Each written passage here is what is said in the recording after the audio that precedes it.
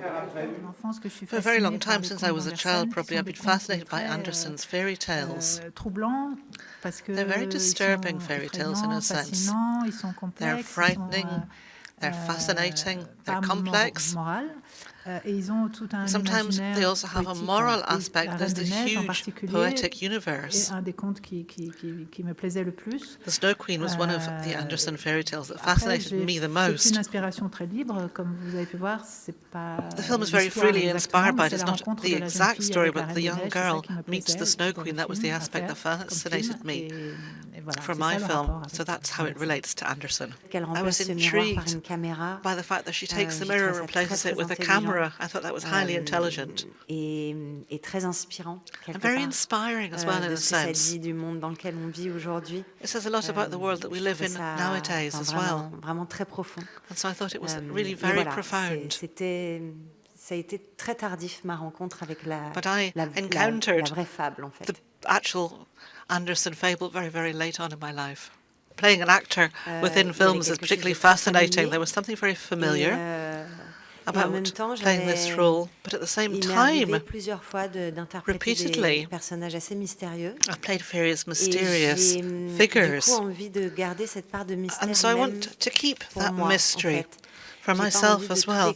I don't want to find out everything. I want to be surprised by certain reactions in the course of shooting. When I play a mysterious character, let myself be carried along by what is around me, what happens on the set on that particular day. There wasn't any specific particular preparation. Of course, I always need to write scenes that are not in the screenplay for myself in order to get the mystery across, to convey it through the screen. All my films, I would say, are about growing up, about maturity, tests which make you grow up. So fairy tales fit well with that. I love the poetry of them, and I love the complexity of Andersen's fairy tales in particular. This one, the Snow Queen, the figure of the Queen, was the one that really captivated me. Who is she? What does she represent? What exactly is her palace? And it really was this meeting with the young girl as well. There's a lot more in the Andersen story than in my film.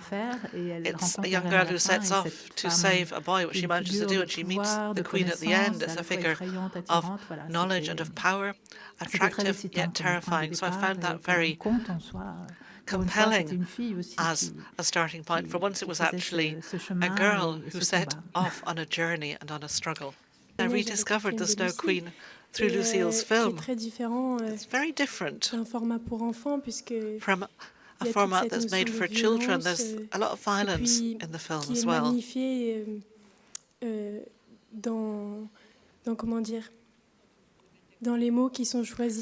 That's magnified in the words that are chosen as well in the dialogues.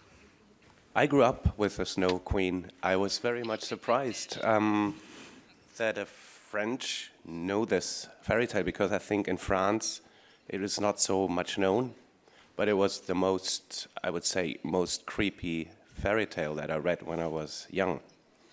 And when I read the script again, it was one of the reasons why I wanted to do it, because I always thought one should make a movie about the Snow Queen, and now it's a different thing, but it is very close still to Hans Christian Andersen. And I'm still reading this also to my kids. And it's not only a fairy tale, it's a little bit more than a fairy tale. It's a real creepy story. And I love it.